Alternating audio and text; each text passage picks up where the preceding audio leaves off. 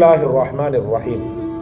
ஹஸரத் Abu Hurairah ரலியல்லாஹு அவர்கள் அறிவிக்கிறார்கள், ஒரு அடியான் அல்லாஹ்வின் திருப்தியை பெற்றுத்தரும் வார்த்தையை அதன் முக்கியத்துவம் பற்றி தெரியாமல் பேசுகிறான். எனினும் அதற்காக அல்லாஹ் அவனின் தகுதிகளை உயர்த்துவார். ஒரு அடியான் அல்லாஹ்வின் கோபத்தை பெற்றுத்தரும் வார்த்தையை அதன் முக்கியத்துவம் பற்றி உணராமலேயே பேசுகிறான். அதற்காக அவன் நரகில் வீழ்கிறான் என்று நபி ஸல்லல்லாஹு அலைஹி வஸல்லம் அவர்கள் கூறினார்கள். புகாரி.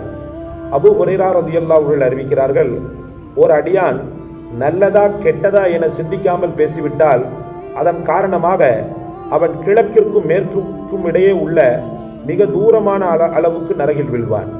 ஒரு அடியான் நல்லதா கெட்டதா என சிந்திக்காமல் பேசிவிட்டால் அதன் காரணமாக அவன் கிழக்கிற்கும் மேற்கிற்கும் இடையே உள்ள மிக தூரமான அளவுக்கு நரகில் வீழ்வான் என்று நபி ஸல்லல்லாஹு அலைஹி வஸல்லம் அவர்கள் கூறினார்கள்.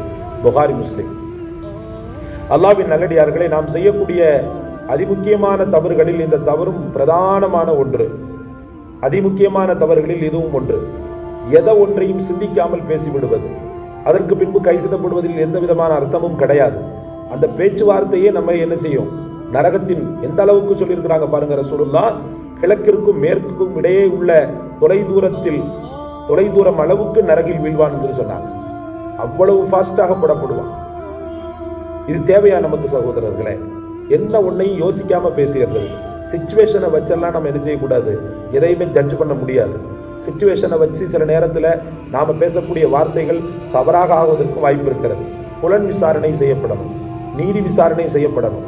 செய்யப்பட்ட பிறகுதான் ஒருத்தங்களை பற்றி நம்ம பேசுறதும் அல்லது வேறு ஏதாவது ஒரு விஷயங்கள் நம்ம பேசுறதும். அதே போல் எதையாவது பார்த்த உடனேயே பரப்புறது, இது இப்படியாது அப்படின்னு சொல்லிட்டு, அது உண்மையின் தன்மை அதனுடைய உண்மைத்தன்மை எந்த அளவுக்கு இருக்கிறதுன்றதை நம்ம என்ன செய்யறது இல்லை, பரீட்சித்து பார்க்கறது இல்லை.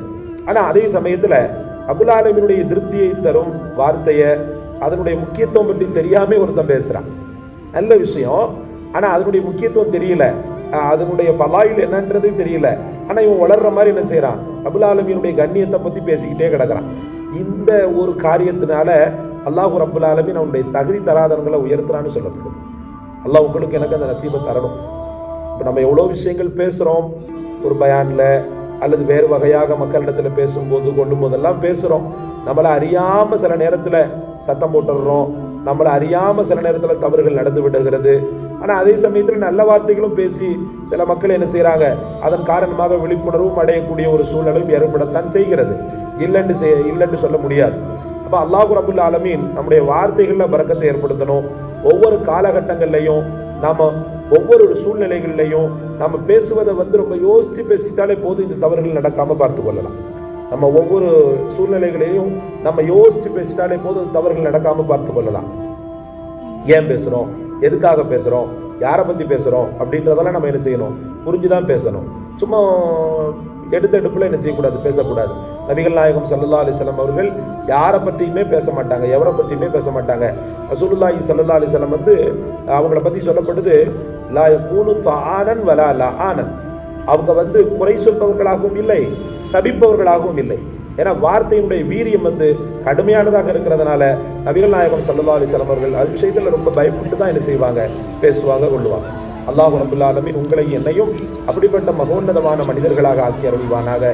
வார்த்தை சுத்தமான மனிதர்களாக, எடுத்தறிந்து பேசாத, இன்னும் நல்லபடியாக எல்லாருடைய மனதை குளிர வைக்கக்கூடிய பேச்சை பேசக்கூடியவர்களாக அல்லாஹ் ஆக்கி அருள்வானாக.